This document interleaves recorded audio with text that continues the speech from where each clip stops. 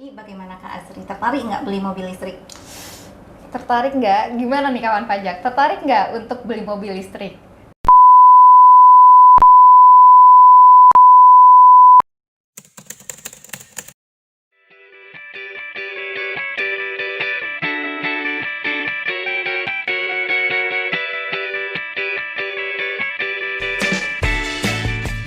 Assalamualaikum warahmatullahi wabarakatuh.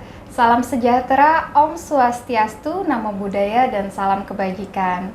Halo kawan pajak, apa kabarnya hari ini? Semoga dimanapun berada, kawan pajak selalu dalam keadaan sehat dan selalu diliputi kebahagiaan ya. Amin. Amin. Nah sebelum mulai saya ingin pantun dulu nih kami ya. Boleh.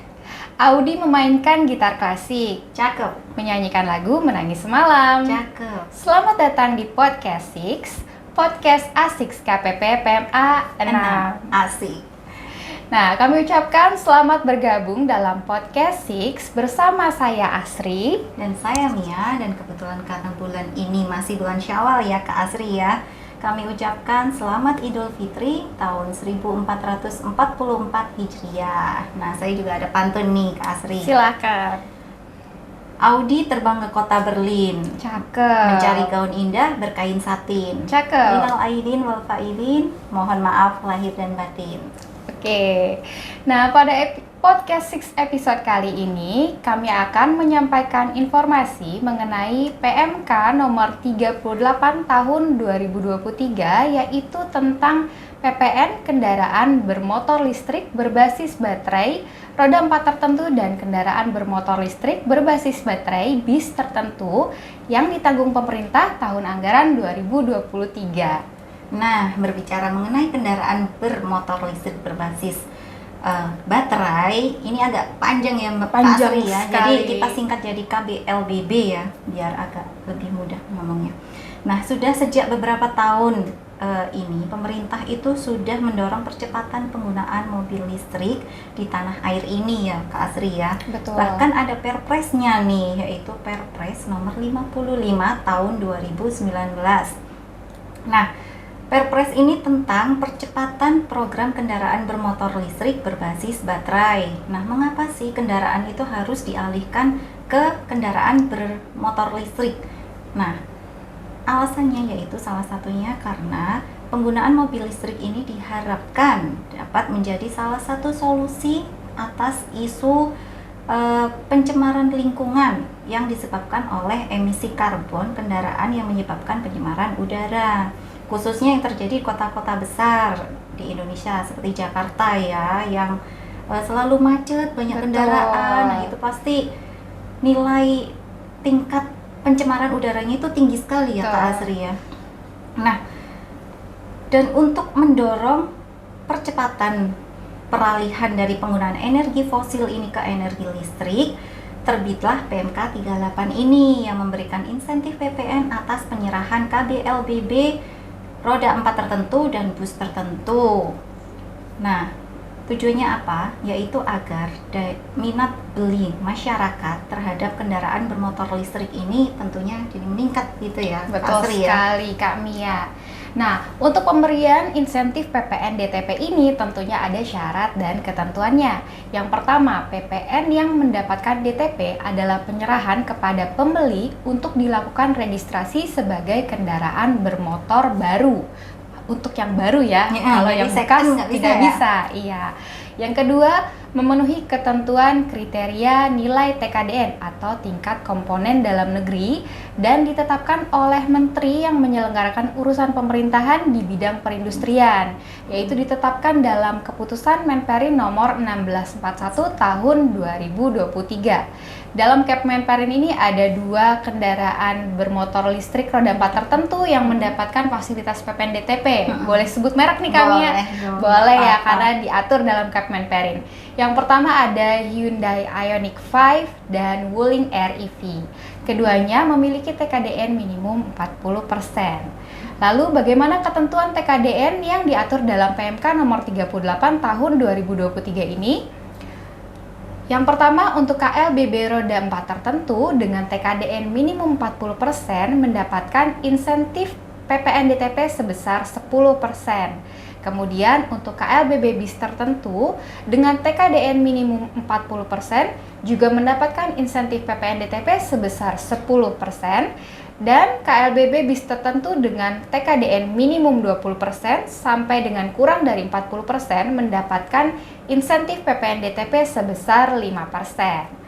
Insentif ini berlaku hanya untuk masa pajak April 2023 sampai dengan Desember 2023. Nah, untuk yang KBLBB ya Kak Asri, agak belibet, mohon maaf ya tahun pajak. KBLBB yang roda 4 ini yang TKDN-nya di bawah 40% berarti tidak dapat insentif ini Tidak ya Kak Asri, dapat, sesuai PMK ini tidak dapat kami ya. Ya baik.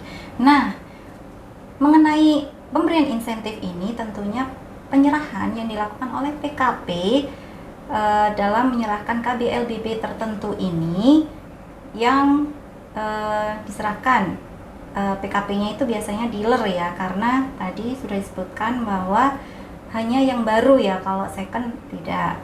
Nah, kalau second diserahkan oleh dealer juga nggak dapat insentif ya, tahun pajak ya. Nah, terkait penyerahan ini tentunya ada kewajiban yang harus dilakukan oleh PKP saat melakukan penyerahan KBLBB tertentu ini. Yang pertama yang harus dilakukan yaitu membuat faktur pajak sesuai dengan ketentuan peraturan perundang-undangan di bidang perpajakan. Kemudian yang kedua, membuat laporan realisasi PPN ditanggung pemerintah. Nah, bagaimana ketentuan pembuatan faktur pajaknya? Yaitu yang pertama, faktur pajak terpisah dengan faktur pajak atas penyerahan kendaraan bermotor dan atau KBLBB lainnya. Kemudian yang kedua, faktur pajak dibuat dengan mencantumkan, yaitu yang pertama keterangan berupa merek, tipe, varian, dan nomor rangka kendaraan. Kemudian juga harus mencantumkan keterangan PPN ditanggung pemerintah sesuai PMK nomor 38 tahun 2023 senilai sekian rupiah. Nah, ini merupakan cap ya, kode cap yang harus biasanya disinkronisasi terlebih dahulu di e-faktur di stop. Nah, kemudian yang ketiga, pembuatan faktur bagi KBLBB yang mendapatkan DTP sebesar 10% atas penyerahan KBLBB tersebut dibuat dengan dua faktur. Yang pertama yaitu faktur pajak dengan kode transaksi 01 untuk bagian 1/11 dari harga jual yang tidak mendapatkan PPN DTP. Dan faktur yang kedua, faktur pajak dengan kode transaksi 07 untuk bagian 10/11 dari harga jual yang mendapatkan PPN DTP.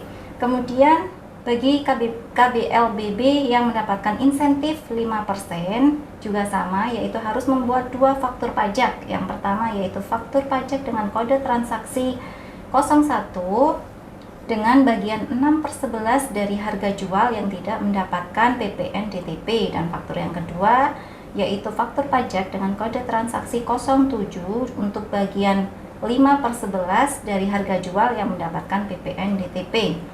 Nah, dalam hal penyerahan dilakukan kepada pemungut PPN, ketentuan kode faktur mengikuti ketentuan sebagaimana diatur dalam PMK 18 tahun 2021 Jungto Per 3 tahun 2022 sebagaimana telah diubah terakhir dengan Per 11 tahun 2022 tentang faktur pajak. Nah, kawan pajak jika ingin tahu detailnya terkait Per 11 ini dapat menyaksikan kembali podcast kami sebelumnya. Betul. Terkait Per 11 ini ya Kak Asri ya. Ya, betul. Nah, mungkin biar lebih mudah kita sambil kasih contoh ya Mbak Mia ya. Nah, contoh pertama, Tuan Tanjung membeli KBL berbasis baterai roda 4 tertentu dari showroom Rizky dengan harga 300 juta rupiah pada bulan April 2023. Jenis kendaraan tersebut memenuhi nilai TKDN 40% dan masuk dalam penetapan KLBB roda 4 tertentu yang ditetapkan oleh Menperin tadi. Maka, yang pertama, pembelian KBLBB roda 4 tertentu oleh Tuan Tanjung dapat memanfaatkan PPN DTP berdasarkan PMK ini, yaitu sebesar 10%. Yang kedua, showroom Rizky menerbitkan dua faktur pajak dengan ketentuan memungut PPN kepada Tuan Tanjung dan membuat faktur pajak dengan kode transaksi 01 untuk bagian 1/11 dari harga jual yang tidak mendapatkan PPN DTP, yaitu harga jual sama dengan 1/11 dikali 300 juta rupiah sama dengan 27.272.727 rupiah.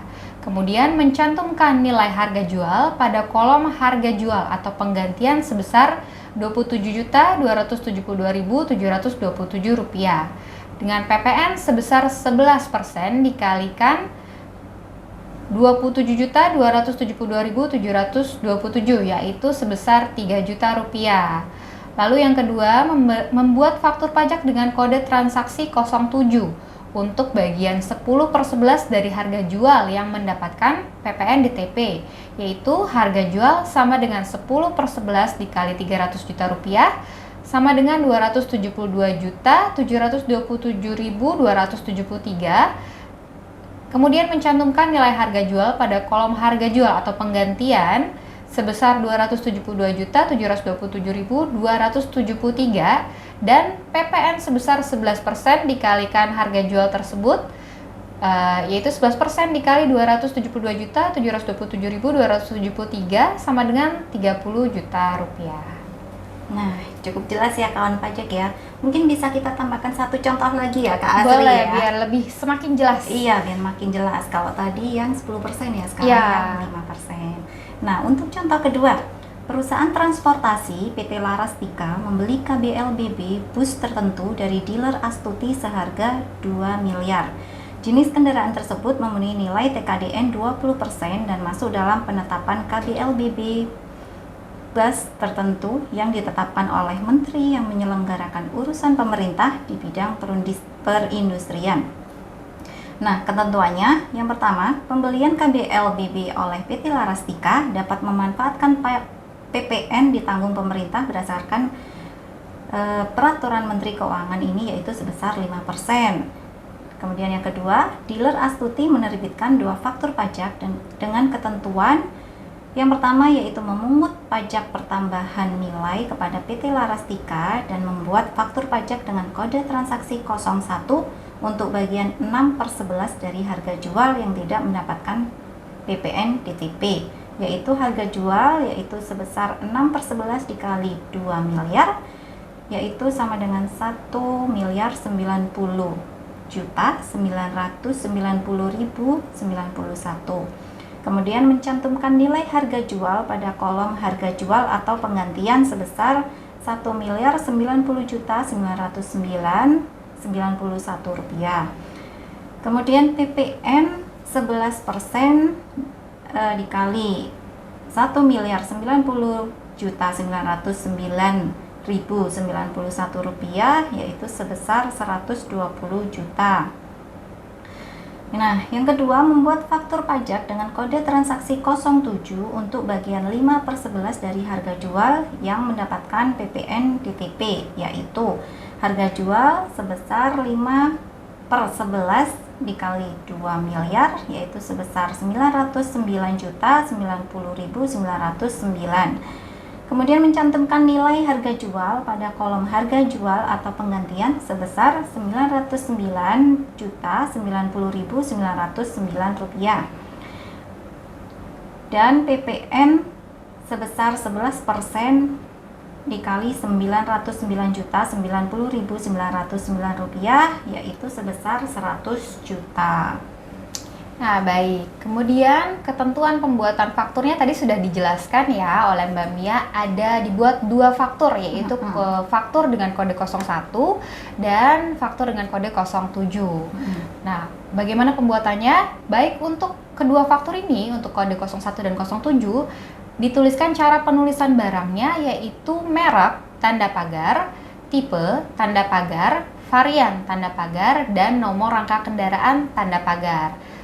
Lalu kemudian pada kolom referensi juga sama-sama diisikan PPN ditanggung pemerintah sesuai PMK nomor 38 tahun 2023 senilai sekian rupiah. Nah, untuk faktur 07, jangan lupa bubuhkan cap PPN DTP sesuai PMK nomor 38 tahun 2023 dengan terlebih dahulu mensinkronisasi pada aplikasi e-faktur desktop. Seperti yang dijelaskan tadi ya Kak Asri ya. Jadi kewajiban PKP yaitu selain membuat faktur yaitu membuat laporan realisasi. Nah, bagaimana ketentuan laporan realisasinya? Yaitu yang pertama, laporan realisasi berupa faktur pajak yang dilaporkan dalam SPT masa PPN. Jadi faktur pajak yang sudah dilaporkan dalam SPT masa PPN itu dianggap sebagai laporan realisasi, begitu ya Kak Asri ya. Betul. Nah, kemudian yang kedua, pelaporan dan pembetulan SPT masa PPN atas penyerahan KBLBB roda 4 tertentu dan atau KBLBB bus tertentu untuk masa pajak April 2023 sampai dengan Desember 2023 dapat diberlakukan sebagai laporan realisasi sepanjang disampaikan paling lambat tanggal 31 Januari 2024. Baik, kemudian ada juga nih ketentuan apa saja yang dikecualikan dari pemberian insentif PPN DTP ini. Yang dikecualikan dari pemberian insentif PPN ini, yang pertama, jika kawan pajak tidak menggunakan faktur pajak sesuai dengan ketentuan PMK ini, dan atau kawan pajak tidak melaporkan realisasi PPN DTP sesuai dengan ketentuan PMK ini. Nah, atas penyerahan KBLBB roda 4 tertentu dan atau KBLBB bis tertentu yang dikecualikan dari PPN DTP, dikenai PPN sesuai dengan ketentuan peraturan perundang-undangan. Nah, kemudian PPN dapat ditagih kembali dalam hal yang pertama, KBLBB roda 4 tertentu dan atau bus tertentu yang diserahkan itu yang pertama tidak termasuk KBLBB roda 4 tertentu atau KBLBB bus tertentu yang ditanggung pemerintah yang diserahkan kepada pembeli untuk dilakukan registrasi sebagai kendaraan bermotor baru. Ini seperti yang dijelaskan tadi ya. Jadi kalau second itu tidak mendapatkan insentif. Nah, kalau misal dipaksakan, ini second nih, dipaksakan tetap dibuatkan faktur 07, nah itu PPN-nya dapat ditagihkan kembali. Betul. Ya Kak Asri ya. Kemudian yang kedua, tidak memenuhi kriteria nilai TKDN. Nah, itu juga dapat ditagihkan kembali PPN-nya. Kemudian yang ketiga, tidak termasuk KBLBB bus tertentu yang ditetapkan dalam keputusan Menteri Perindustrian sebagaimana diatur dalam PMK ini. Nah, kemudian BPN dapat ditagih kembali juga untuk faktur pajak yang dibuat dalam hal masa pajaknya tidak sesuai nih. Misal invoice-nya bulan apa, dibuat faktur pajak bulan apa gitu ya. Betul. Jadi kalau tidak sesuai ya bisa ditagih kembali nanti PPN-nya. Jadi nanti saat pembuatan faktur mohon diperhatikan juga ya kawan pajak ya. Kemudian yang terakhir, PKP tidak melaksanakan kewajiban faktur pajak dan laporan realisasi dan atau kewajiban pelaporan. Baik, ini ada ketentuan terkait pengkreditan pajak masukan. Nah, untuk pembeli yang merupakan PKP yang memanfaatkan PPN DTP saat perolehan KBLBB roda 4 tertentu atau KBLBB bis tertentu, tidak dapat mengkreditkan PPN DTP dalam penghitungan PPN terutang saat pelaporan SPT masa PPN. Namun tetap dapat mengkreditkan atas PPN dengan kode faktur 01 ya yang dibayar sendiri. Iya, jadi kalau yang 07 nggak bisa dikreditkan, Betul. tapi yang 01 bisa dikreditkan gitu ya Kak Betul Asri ya. sekali. Sepertinya sudah cukup kita menjelaskan dan sudah kita kupas tuntas ya sepertinya PMK 38 ini ya Kak Asri ya. Betul, Semoga penjelasan kita yang kita berikan dari awal dari akhir ini semoga cukup jelas dan kawan pajak dapat memahaminya. Nah, setelah kita jelaskan semuanya ini, jadi bagaimana Kak Asri? Tertarik nggak beli mobil listrik? Tertarik nggak? Gimana nih kawan pajak? Tertarik nggak untuk beli mobil listrik? Gimana? Iya, Bisa sepertinya dipertimbangkan lah ya ini menarik ya. Menarik, cukup menarik. Kapan lagi ya Kak Asri ya kita beli mobil listrik dan PPN-nya ditanggung pemerintah. Benar sekali. Jadi lumayan murah ini jadinya. Rekan pajak, sebelum kami tutup podcast kali ini, kami ucapkan terima kasih sebesar-besarnya kepada kawan pajak yang telah menonton podcast dari awal hingga akhir. Mohon maaf jika terdapat salah kata dan salah perbuatan Jangan lupa pencet tanda lonceng agar kawan pajak selalu mendapatkan informasi terkini terkait informasi seputaran perpajakan yang disampaikan oleh KPP PMA 6. Jangan lupa juga untuk follow semua media sosial KPP PMA 6. Ada Instagram di Pajak PMA 6, ada YouTube di KPP PMA 6, ada Facebook dan juga Twitter. Benar sekali. Ya. Baik, sebelum ditutup, saya ada pantun terlebih dahulu Mbak Asri. Ikan teri enak rasanya. Cakep. Kami pamit undur diri. Sampai jumpa di podcast edisi selanjutnya. Selanjutnya. Wassalamualaikum warahmatullahi wabarakatuh. Salam PMA.